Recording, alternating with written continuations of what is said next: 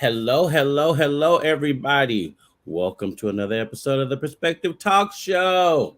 We are back. We are live. We are in living color. And we have a special guest with us on this evening. I was going through Facebook and I came across a picture. I always look at the picture and be like, "Oh, okay, what people talking about?" And when I looked at it, I saw that it was a book. And I said, "Oh, wait, he wrote a book? Oh, hold up. There's a book." And I told Deshaun, we got to have him on the show. And so I went scavenging. I got the book. And I tell y'all, y'all heard us talk about this maybe 2 or 3 months ago. So y'all know I moved. And in the midst of me moving, I unpacked some stuff. And then I got tired of sitting in the living room and I repacked. The book went back into one of them boxes. So for 2 more months, I could not find the book. That is why it has taken us so long to have him on the show. So everybody welcome Dante King, the Hello. the author of the 400-Year Holocaust. He is a Bay Area native, and y'all know him from singing. Y'all know him from being there. Y'all know him from being at your events. And I learned so much about him when I was doing this. I didn't know he's working on y'all have because you go to the back of that book when y'all skip inserts and y'all miss all that. But he's working on his doctorate. He's an educated black man, y'all. Educated. Ain't that what y'all want? Well, it used to be a BMW black man working, but now you got an educated black man. So, hello, ladies. Welcome. Dante, I want people to know your heart. I want them to know what inspired you to write the book. What do you want them to get out of the book? Where did the title come from? And if you're not his friend already, go be his friend because he's traveling with the book. He's doing conferences. He's out there doing what we keep hollering we want the next generation to do. He is doing it. There is somebody young out there. Yeah, that's right, Keisha. He's educated. I like that. That's an education. I can't see comments. Oh, you Or can't see comments? maybe I don't have it on there. Okay, I see it now. Hey, Ah, sister. there we go. So let's start with the basics. Let's just tell everybody who Dante King is. um, you essentially broke it down. So I'm Dante King. I'm actually from the Bay Area in California. I was born and raised here, born in San Francisco, grew up there between San Francisco and Oakland, although we lived primarily in Oakland, um, but attended school in San Francisco up until um, probably late elementary school. I think that's when I transitioned to Oakland Public Schools. And I often talk about that experience when I'm teaching because going to school in San Francisco was very different than going to school in Oakland. And I often say that I believe that like Black children belong with Black teachers and Black educators because non-Black people and specifically white people do not care about Black humanity. And they especially don't care about it or see to it in the ways that Black people do. And so when my mom transitioned me out of private school, I was at a Catholic school up until age 11. And then when, for the first time in my life, I had Black teachers, Black faculty, and Black class members who were all Black. And just the confidence that was built by being in that environment, it literally made all the difference in the world. So, I now work for myself. I consult full time, but I also teach at a few colleges and universities. I've written a book and I've been on a book tour for the last year and a half, as you just said, Terrence. So it's been very busy and I'm just grateful for all of the hearts and minds that I'm able to touch with this work. And y'all, Deshaun gonna kill me as always. Y'all know I be trying to get everything in. I forgot. Y'all share the page. If you haven't shared, and hello YouTube, we are live. I'm sorry, y'all know it'd be a lot going on behind the scenes. So y'all make sure you share the page. It takes 2 seconds to share, and you're sharing because you care about the show and you care about Dante and you want more people to see. So that's how we help get the word out, is that we share, and it doesn't take but 2 seconds. It's not gonna hurt you. Y'all know that. Share, share, share. So I didn't know that you were from San Francisco. I didn't know you went to school in San Francisco. I thought Oakland because, of course, I'm older than you, but I do remember, if I'm correct, you sang with the Cavaliers, right? I did. During the season of, I think my cousin Keisha was there with you. She's one of my best friends and my Yes, sister. yes, that's my sweetheart.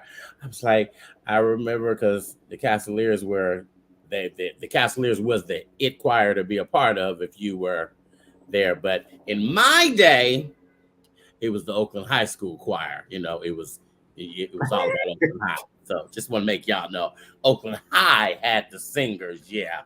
So, but y'all had some good singers. We're gonna give y'all that too. So, and like I say, we don't highlight our own enough. And when I saw that he was touring, he was out getting the word out, and the Bay Area had lost. We don't have any young people that are really focused on politics. We don't have young people, and if we do, they're not pushed out there. Dante has been out there. I've been watching what he's been doing. I was like, this is something that we need to talk about, because if we don't support our own, who's going to support our own?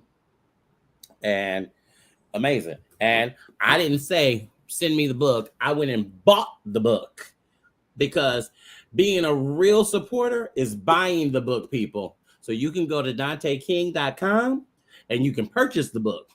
Don't be calling him talking about, oh, hook me up. No. If we keep getting hooked up, we're never going to make it to where we need to be. And he's a great author. So tell me about how you came up with the name. What inspired the name? Well, first, I want to say thank you too for your genuine support, because I think I offered to send you a copy and you were like, no, Right? I'm going to buy it. So I Mhm. really appreciate that. But the title of the book, the way that I came up with it was through my study, through my research. I began to understand that not only was the institution of slavery structured in very detailed ways, but I think what gets overlooked many times is the orientation of anti-blackness, and that through the colonial period into the formation of the United States, white people are writing laws that basically sanction that you can do anything to any black person. It's not just enslaved people. And so they're giving white people through the colonial period the right to murder black men, children, women, the right to rape black women. And so I discuss many of these laws in my book. In addition to that, upon invading this country, the English, the Dutch, the French, the Spanish, they create the category of white. And prior to the Europeans creating the legal category, or even um, accessing or implementing the term white or whiteness, they identified themselves as Christian. And I think it's important to understand that this country was founded upon um, Christian values. It was founded as a Christian nation. And so some of the things that I write in my book in terms of how violence is central to Christian identity, to white Christian identity, and it's also central to white identity. Um, and so understanding that when they begin to use the term white, this became a white country because they use the term in a legal sense to identify themselves in laws, in contrast to Black Americans and to people that they called Indians at the time. Um, and so it became a white country. And so the things that they are doing to Black people are essentially psychopathic and sociopathic. I think one of the things that I got out of my research is an understanding more of Blackness and Black identity, because Black Americans are the creation of white people, Yes. meaning that Black people, Black Americans, don't know a reality or an existence outside of the dominance and control of white people. All of our life sustaining activities are regulated and controlled through white institutions. That's a That's fact. everything from the money that we make, the education that we think we learn, and how we value and measure Yeah. ourselves by these standards. So at the same time that we can be discussing white supremacy and anti-blackness, we need to also understand how we, in our minds, psychically, have been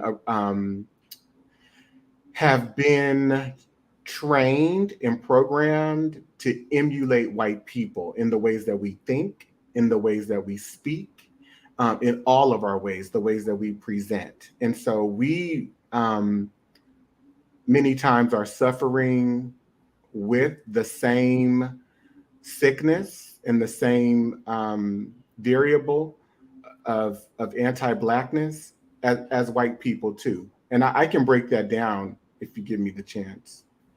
Oh yes, you have. It's your floor. It's your Oh, okay. floor.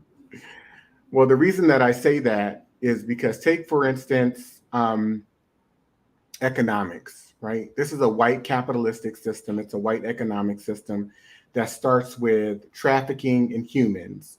We Yes. talk about slavery as an institution, as a legal economic institution. I'm a It, busy. it was also a moral institution. Hmm. Some of the sub institutions of racial slavery, of black slavery, is our human sex trafficking. That becomes a white American legal, economic, and Legal. moral Yes. institution. Rape becomes a white American legal, economic, and moral institution. And pedophilia becomes a white American legal, economic, and moral institution. So take those institutions being the foundation of white capitalism, right? Now we find ourselves situated within white institutions, participating in white capitalism, and we delight in it. We delight in it many times. So you, I mean, you don't have to go too far to hear people talking about what it means to secure the bag. And so people have developed a relationship with white capitalism that is as toxic as the relationship that white people have with it. I think it's one. I think that it is one. It's one thing to understand and know that we exist within white institutions and we have to use white capitalism to survive because we exist in this system. It's Yes. another it's another thing to develop a relationship with it that says, this is my value system. I'm all about money, money, money, because money is great. Money can afford me the opportunity to participate in consumerism and to have more things and to buy more things. That is a toxic relationship because, in the same ways that we value um, capitalism in that way, is the same way that we could potentially find ourselves re-enslaved by these people, which I think that is also the direction that we're headed, but re-enslaved in a real sense by these people, and they also then be continuing to profit in the ways that they did 200 and 300 years ago. Meaning, if white people had to pimp us out today to save themselves and to save white capitalism and to save their position in the world, they would do it. They would do it. And we also have to understand the transition from no wage labor to low wage labor. Ooh, that's Why good. is just right? That's good. Why is it that we don't see that in the same ways that we see enslavement? And there are some theorists, some social scientists that have projected or even stated that enslaved black people had it much better than some of the free black people have it today, because at least when they were owned by white people, they had a place to live. They weren't destitute.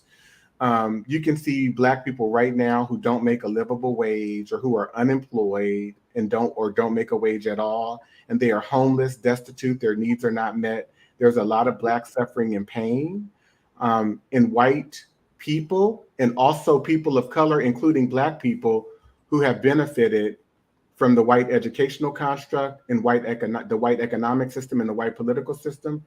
Many times could care less because they feel like they've made it. That's not their predicament. And so we see a lot of suffering and pain. But I'm going to pause there because I think I'm saying a lot. I don't want to end up babbling. Ooh, no. You saying a lot because the truth is how you said from we went from no wage to low wage, and we live in California. California is the perfect example of even when you think you've arrived and you become making over $100,000 a year, that's still nothing in California. It's no money. It's no money when our area sells at 103,000 a year is below poverty. Yeah, it will not allow you to qualify for a mortgage living in the city. That's for No, sure. not at all. Not Yeah. at all. But if your skin color was different, you can gladly get whatever you want. And it's just like how we got to the point now where they dropped diversity in the colleges. And I remember reading Michelle Obama's book, and she talked about when she got to college, she was expecting to see all these great, amazing, educated white people. And she got there and found out Mediocre or deficient. mediocre. And they were only there because of the name, That's right. because they family bought a building and put their name on the side. It was endowments and it was all this money that they sent. And it hurt me because maybe 5 years ago, I started driving for the Chinese school. Chinese come to America and they go to school on the weekends. They believe in education. They believe in mastering education. They believe in getting all the degrees so that you are educated. But you come to the United States and we're talking about banning books. And we're talking about not letting you into the college. So it shows that when you get up under the white people, they don't want you to surpass them and they only want you to be limited about what you know. Well, can I would you said a few things that I'd love to respond to, if I may. Mm-hmm. I think the first being that they're in this country because it is an anti-black culture. We focus, we over focus, or there's a hyper focus on black behavior in a negative way and Yes. in a negative sense. Um, and to the point that you made about Michelle Obama and the point that she makes in her book, it is very true. I discuss it all the time. I'm in rooms, I consult a lot with different organizations. I'm in rooms with a lot of white people. And I have them talk about the ways that they um, get opportunities. Like, for example, there's an exercise that I do quite often where I ask them to admit how many of them have received jobs because they knew someone or knew someone who knew someone. Ooh. Oftentimes, for the most part, over 80% of them um, were able to receive opportunities multiple times over because they knew someone. And they will openly say that I knew I didn't have to interview well. Yes. In fact, I really don't interview well, but Yes. we learn at home at a young age that our advancement is based upon the white network and building relationships, right? Another question that I oftentimes ask them is how many of you received a job opportunity or a promotional opportunity that you weren't qualified for? You didn't have the educational experience or the positional or industry experience. And oftentimes, again, over 80% of them admit to that experience too. And so, if you understand the reality that this is not about hard work, this system, this culture, its institutions, it's not about meritocracy. It's not about how educated you become. It's not about hard work. Black women right now per capita are the highest, have the highest percentages or represent the highest percentages in those in the population who owns or holds the highest number of PhDs. And that does not translate into leadership opportunity. It certainly has not translated into economic parity. They do not make on the dollar, not even three quarters as much as white men make. And so, this whole idea, we have to understand that white institutions thrive with political purposes and economic purposes. So, what's the goal of education right now? The goal of education as an institution is to make money. Yes. It is not to educate people. Yes. I think there are misnomers, especially amongst the Black, not all of Black people, but and not just Black people, but many Americans, that once one becomes educated, that necessarily guarantees them opportunity. And we see that that is not the case right now. You graduate with a bachelor's degree, and most people do not find jobs in their field, Their field. That's right.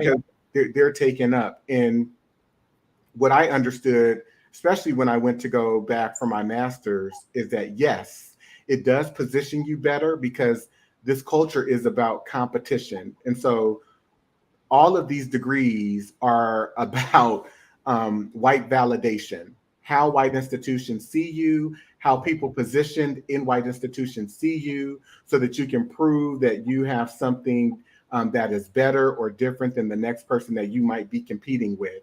And it's still, though, treacherous. It's still treacherous because all these degrees set us up to do is to participate in white institutions. And so we are born into, we live within, we thrive, and then we die in white institutions, serving white institutions. And I think the the trick, or really the abuse rather, that it plays or does on Black people is we have accepted the American idea and the American experiment as this is all there is. And so we measure ourselves by this educational construct. We measure ourselves by how many degrees we have, which schools we went to, and Mhm. all of it is meaningless. None of it means anything outside of a white construct. These institutions were made by white people to validate themselves and to have domination and power over everyone else, and to validate and or invalidate them. And they really serve no purpose and no value, but except for feeding into white industries of economy, and and filtering people within the industries that serve and make the economy thrive. But it's all of these are white tools of social, cultural, and institutional control. And that's I agree with, so true, because if you guys don't understand that part, just think of going to Princeton, Harvard.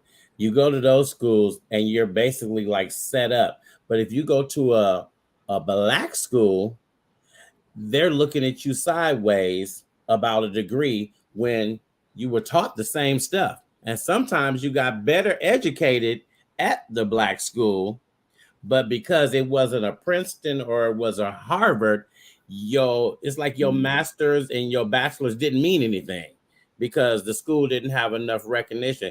And it's like this with people don't honor, what's this the school? University of Phoenix. People go there and get their degrees there, and people are saying, oh, that's not nothing. But people go there and they really study and they're working to get a degree and they're trying to better themselves. But because it wasn't here, it didn't meet this bar, it didn't do this, it didn't jump through that, it gets relegated to just, oh yeah, you got a degree.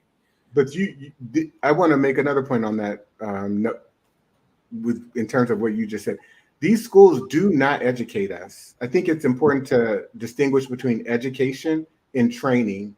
These schools train us in subjects that white people Mhm. want us trained in, that are going to benefit Them. white institutions. Yes.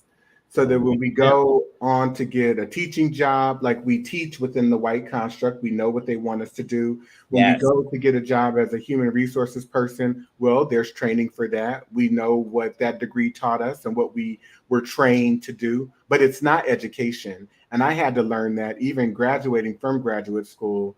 I think I consumed most of my education once I was able to graduate and I had leisure time to just read on my own, Yes. and consume what I wanted to consume. And that is what prompted me to begin to gather the information that I then used from my book. That's great.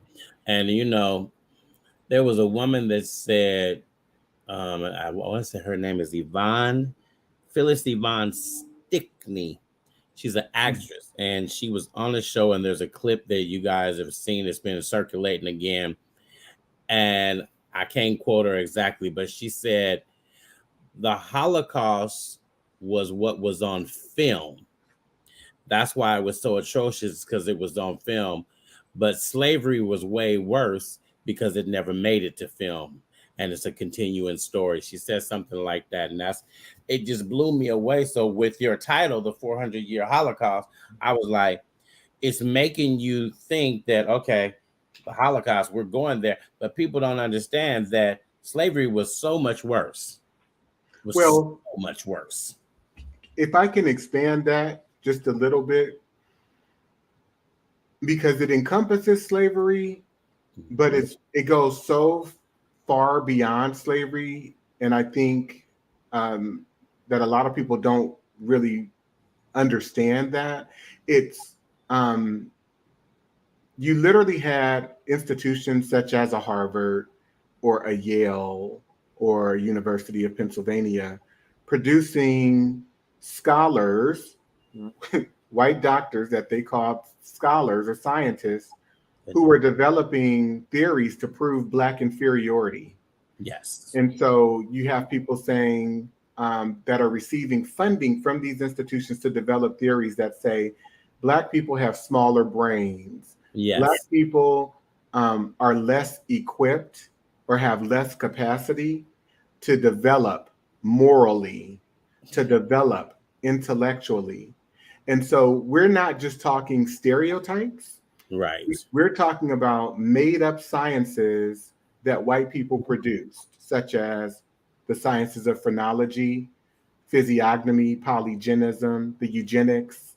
Um, all of these then serve to inform and train people here in America as well as abroad with a negative orientation that was sanctioned around Black identity and what it meant to be Black. You also then have the Supreme Court in a number of rulings during the 1870s when all of these laws had been passed and Black people thought that they got their freedom and that they were going to have a Black president and they had the right to vote and the right to buy property, all of these rights.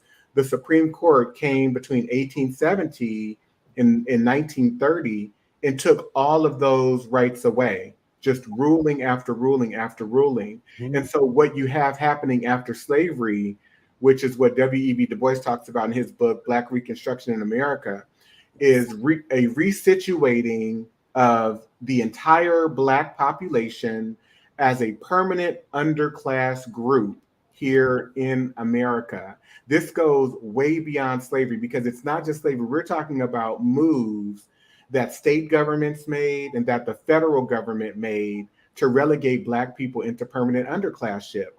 And so, what do you have happening? You have white people in mass numbers going around in this different regions in this country, lynching Black people, not only taking photos and posing for pictures, but they literally sell them as postcards, right? They mail them around to their family members. You also have the Supreme Court of the United States. This is before redlining happens, deciding that Black people needed to live separately than from white people, and so they ruled in 1926 in the Euclid v. Ambler ruling that cities could zone by race. So you had whole white neighborhoods, all white neighborhoods, whites only neighborhoods emerge and evolve throughout this country. In another ruling that same year, Corrigan v. Buckley, they decided that white developers could deed properties with whites only titles, meaning they could only be sold to white people and resold to white people. And so I think understanding all of this, we have to understand that this country was built on white affirmative action. It is a white country. Anything that Black people are attempting to try and do to compete, it doesn't matter. It won't ever matter at all. Because just as we have seen recently with the affirmative action ruling, with the Dobbs decision that overturned 50 years of legal precedent with the Roe v. Wade, and Mhm. then also what has happened in terms of them deciding that certain businesses don't have to serve people in the LGBTQ population. Those rulings show us that change in progress is not linear at all. And just like there is progression, there is regression.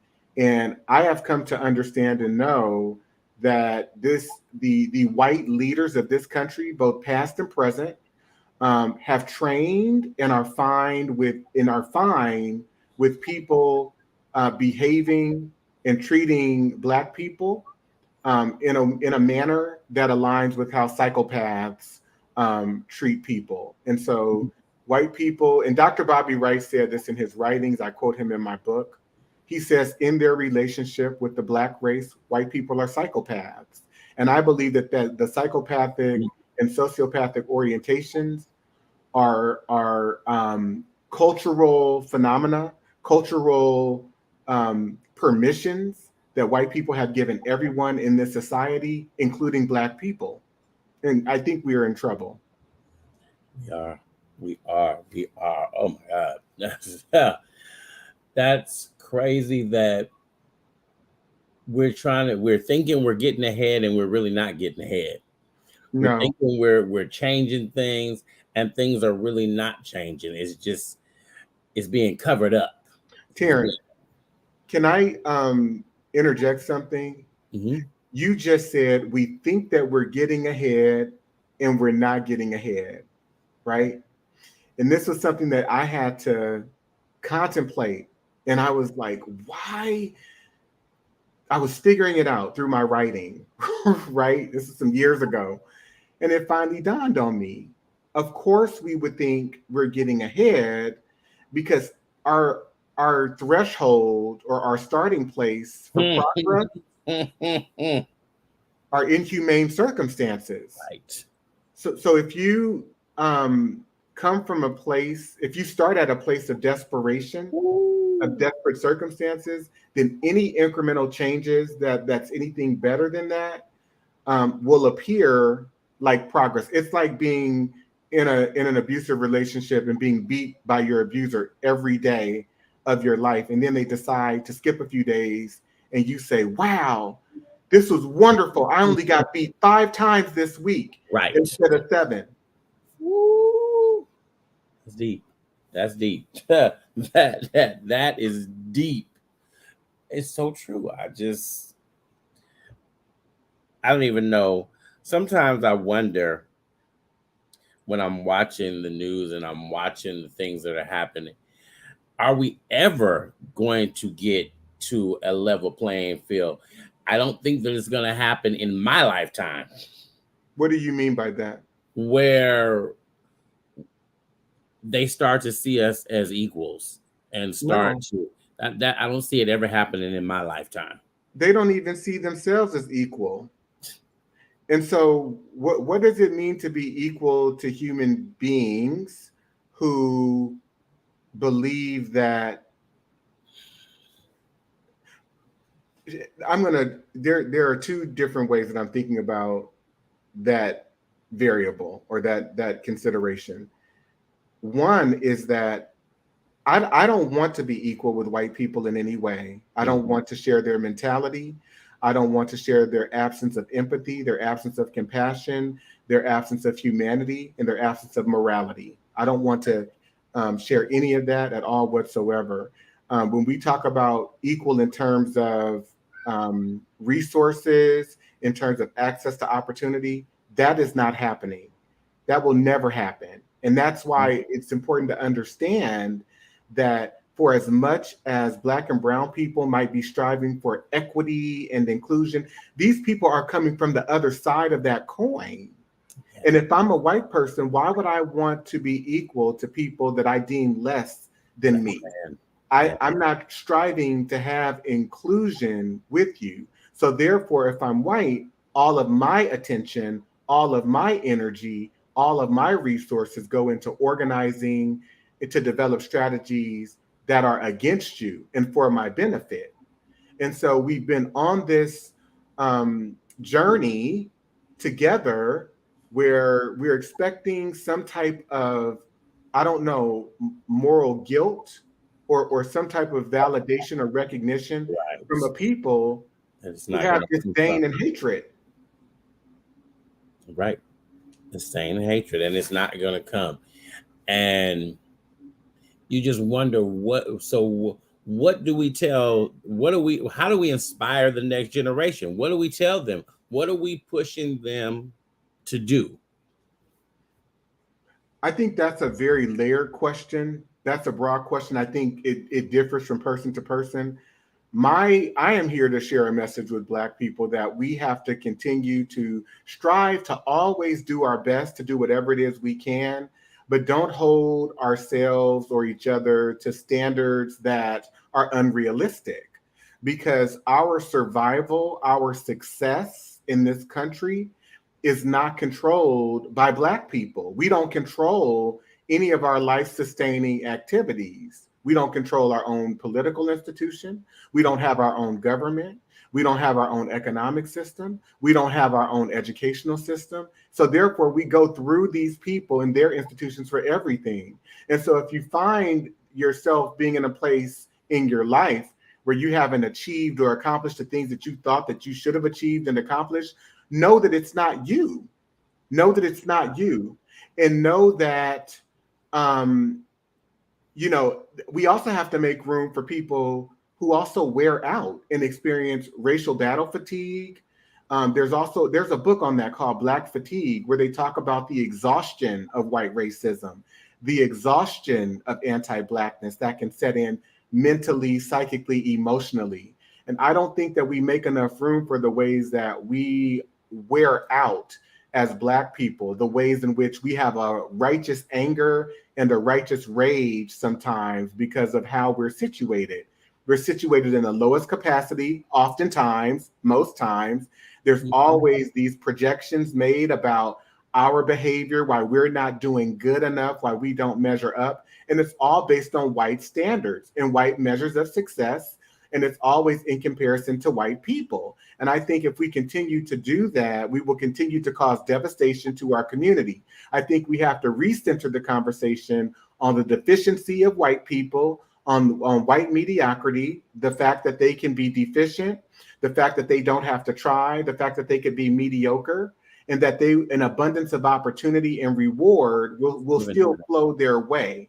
That works to allow them to have access to freedoms to just be whoever they want to be. They don't have to be educated. They don't have to be sophisticated. They don't have to be witty. They don't have to be inclined. They don't have to be prepared, competent, capable, any of those things. And because they're networked in, they will still thrive.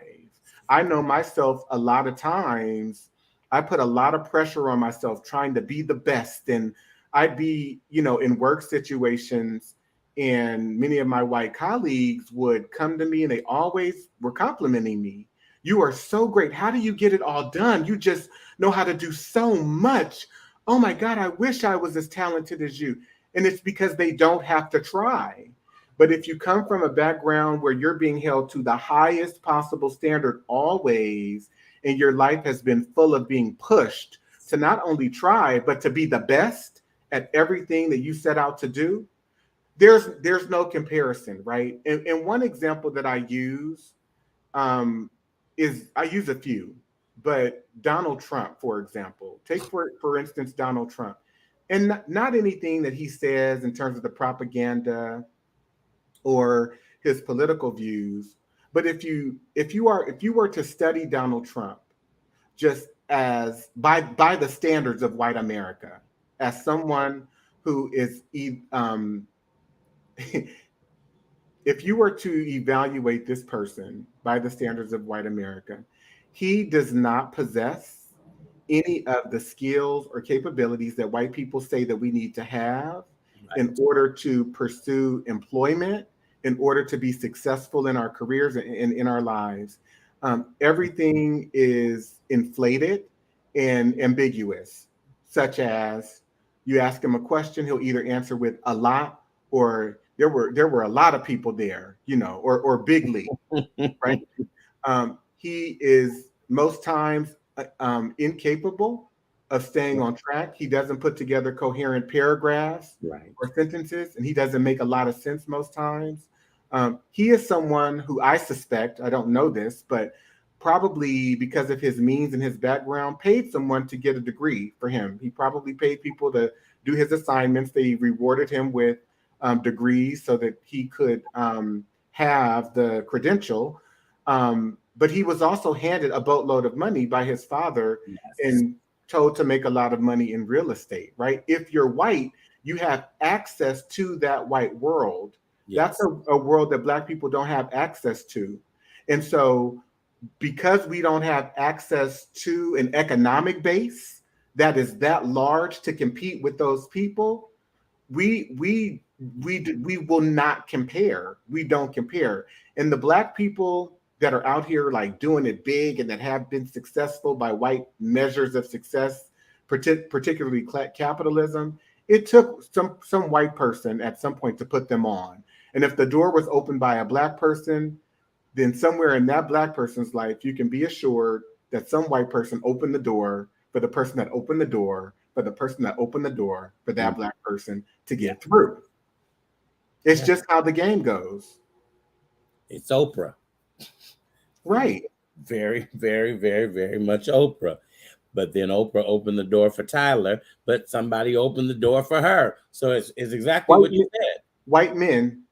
But I'm Listen, going to tell you, I think what I find, what I have found hard and what I find hard right now in my life is, putting out this book was a labor of love, but it was also a labor of anger. And I really resent whiteness as a construct. I resent the reality of whiteness. I resent the reality of white supremacy, and I resent the reality of anti-blackness. And I resent most white people. I really do, because of their ignorance, because of their complicity in this. Even the ones that call themselves progressive or liberal. But I mm, also resent people of color who also inflict the harms of white supremacy and anti-blackness, because you can have someone like an Oprah Winfrey, and when it is politically astute for her, she aligns herself with that yes, power structure, and yes, she's in some ways done harm to Black people. Just like I can admit to that too in my life. I've learned better, and when you know better, you do you better. do better. But one of the things I'm finding hard is, what will the next 20, 30 years of my life look like? Because knowing what this country is all about, in the ways that we have to literally kill ourselves to try and survive, and being in a mental and emotional disagreement with the principal values of this country and its institutions, I really don't know what the future holds for me as an individual. And that is a hard reality to live within. Wow, that's so true. And I mean, me, I've always said that I'm ready to move out of the United States. So that's something that lays on me.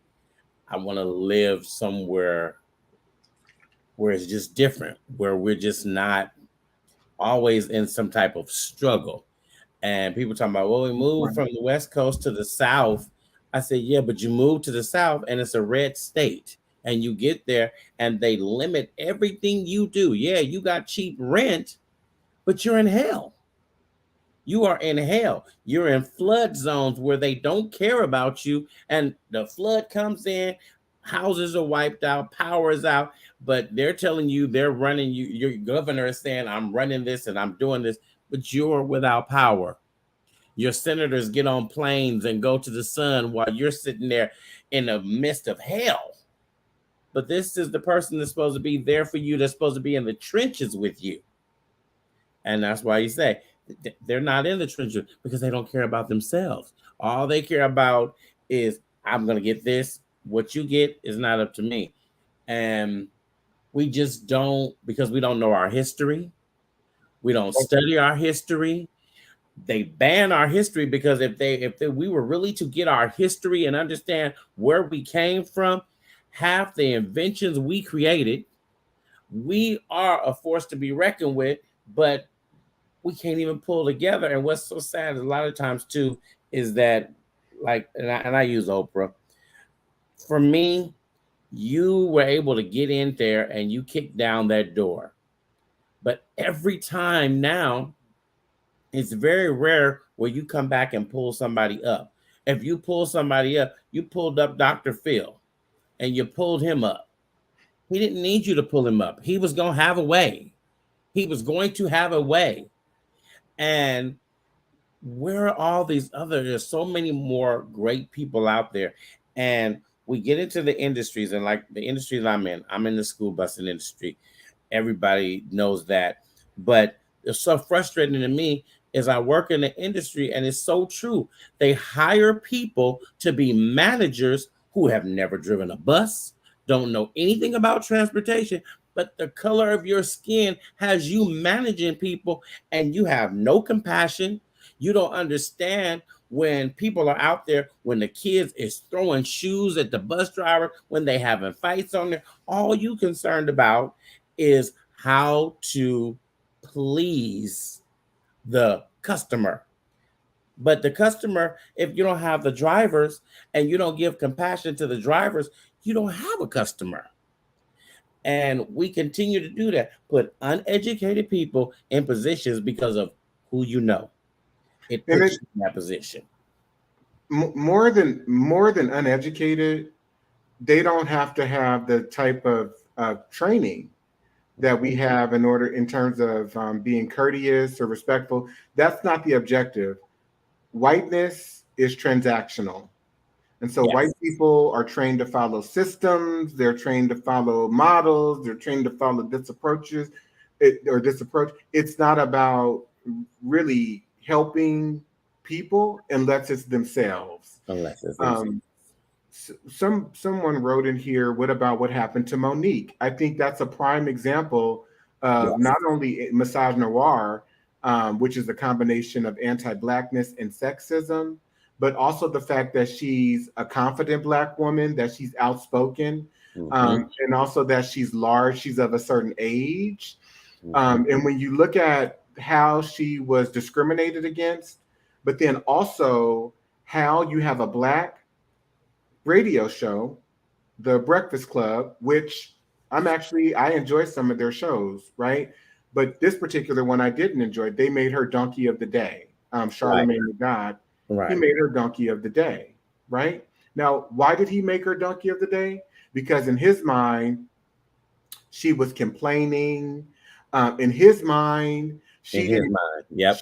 she didn't command the same type of consumer response dollar for dollar as someone like Amy Schumer, I believe is who they Right. were comparing her to. Yes. But again, we're talking about the intersections of racism and sexism. Black women, for the most part, you can't put them dollar for dollar to Mhm. white women unless you're talking about someone that white culture has appropriated and Right. disseminated commercially, like a Beyonce, right? Right.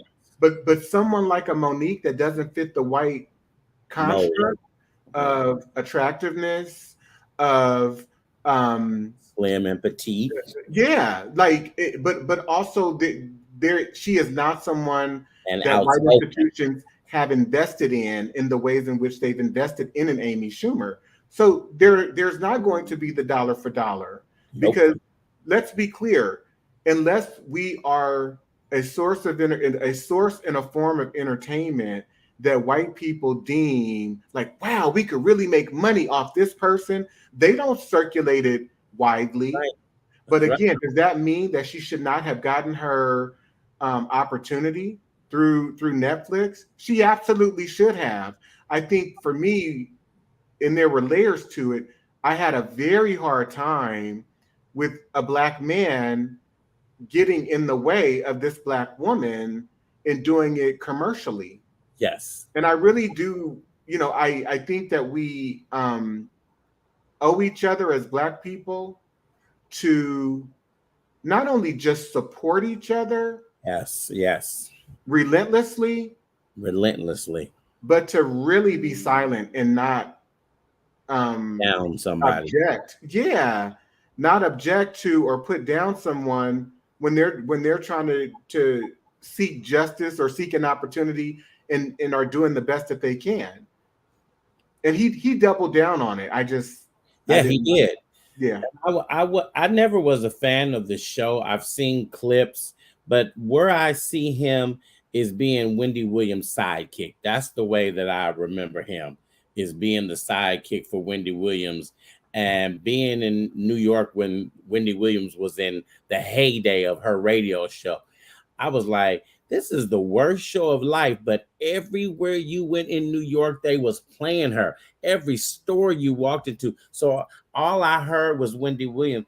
And here she is bashing folks and talking about folks. And I remember like she even talked about Hezekiah Walker. She talked about him being in the park and being in the bush. She went there just like she went with P. Diddy, all of these people. And I'm like, this is what we're getting. This is what we're supposed to be happy about. And now look where she's at. Well, Because you can't keep talking about people and think that the wrath won't come back on you. but it's let me say this though.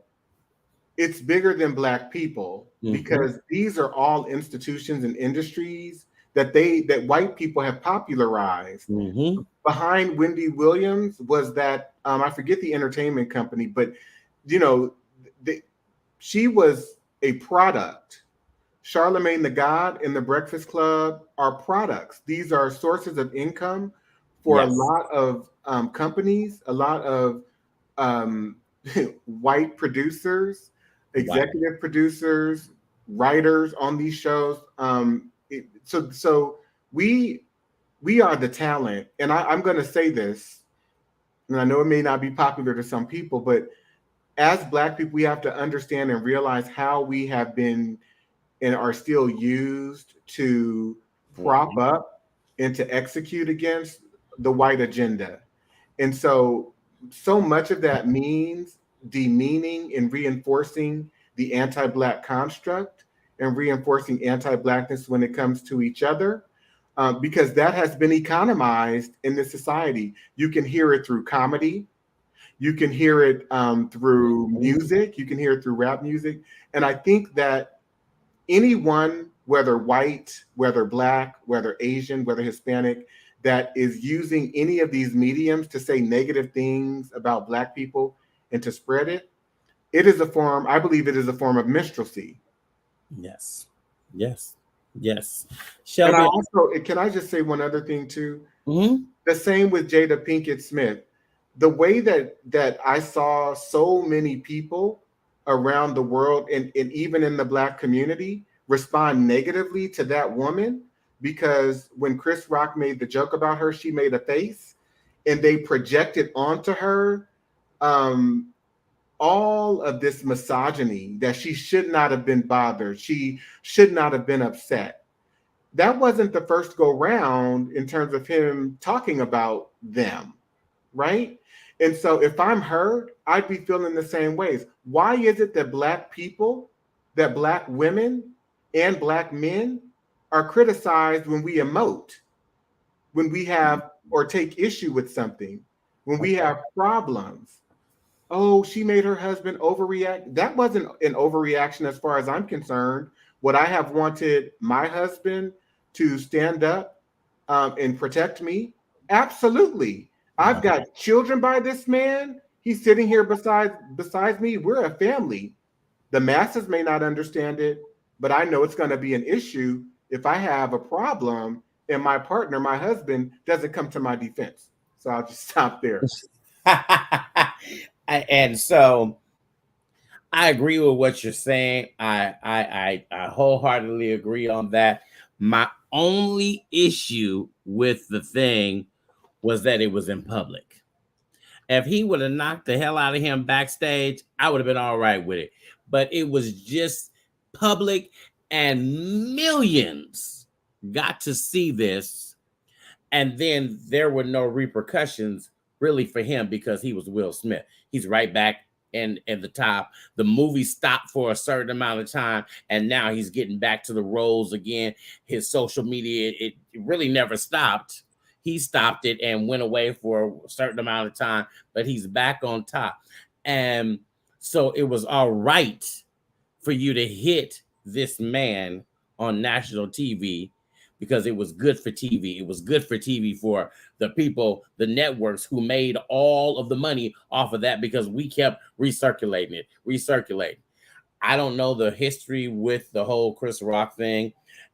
I know So that what I would say though, you could take so many hits, and she had taken so many hits. So I understand that's where it got to.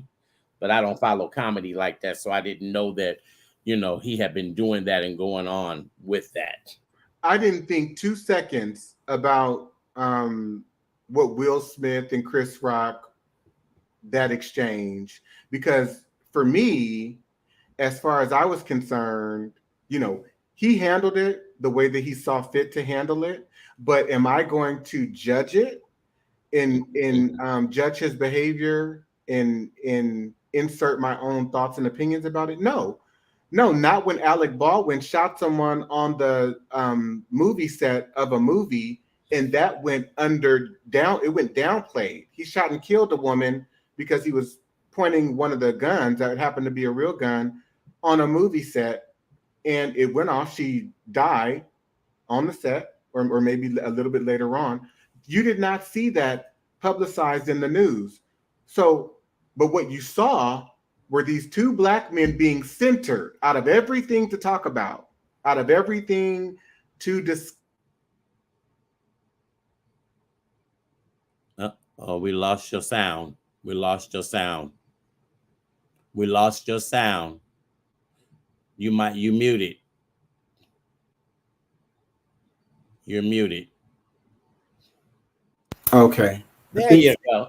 my mic. Okay, I'm going to leave it. Can you hear me now?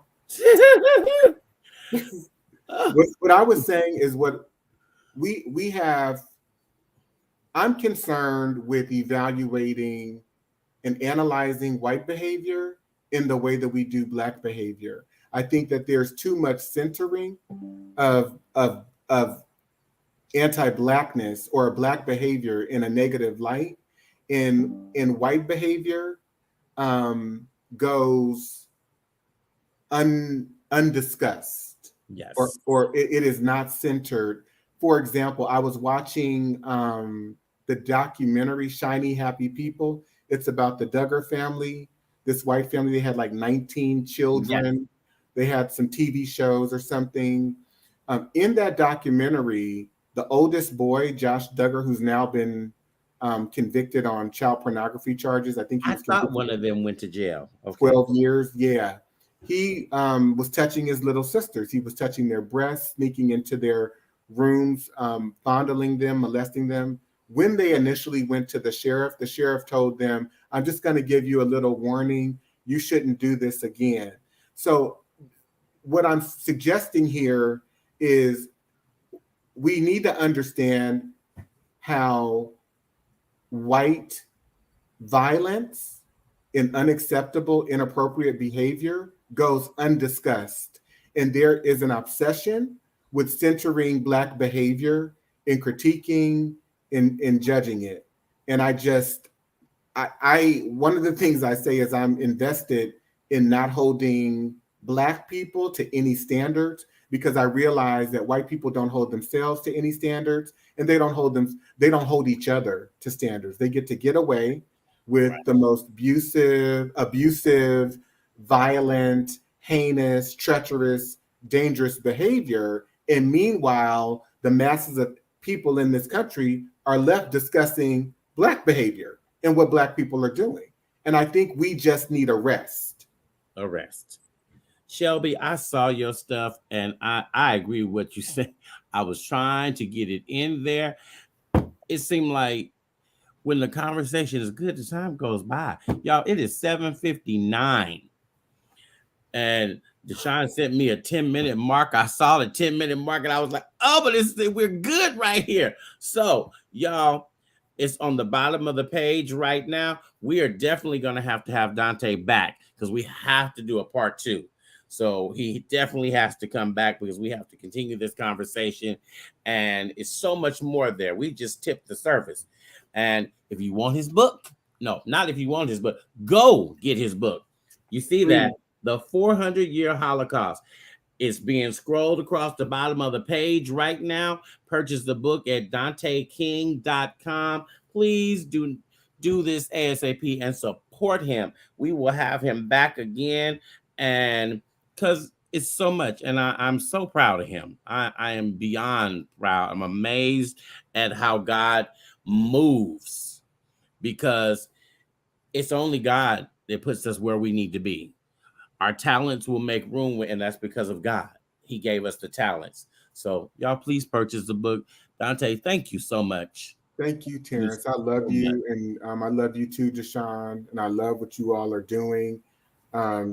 Keep doing it. And I do think it is important for us to um, continue to have these types of discussions. Maybe next time we can put together a group. Yes, I like that concept. Now don't you drop off. We will see you guys on next week. On next week, we're having all of our co-hosts that have co-hosted while Deshaun has been out, and then they're going to come back. And y'all, we're going to talk about, there's two big things that just happened. Las Vegas had an arrest warrant. Not an arrest warrant. They did a Lord, that's not the word I want to use. They just went and searched the house behind the murder of Tupac Shakur. Mhm. So you guys thought that was dead and you thought it was a cold case. It's not. Also, we're going to talk about the young lady who allegedly was kidnapped, but now she wasn't kidnapped. I'm confused. She bought snacks, and it's so we're going to talk about that on next week when we have everybody here. You guys, thank you so much. Please share the show. Go over to DanteKing.com, get his book ASAP. Make sure you share. We love and appreciate you, and we will see you on next Wednesday at 7 p.m. Dante, don't you hit that button. You stay right there. Bye, everybody.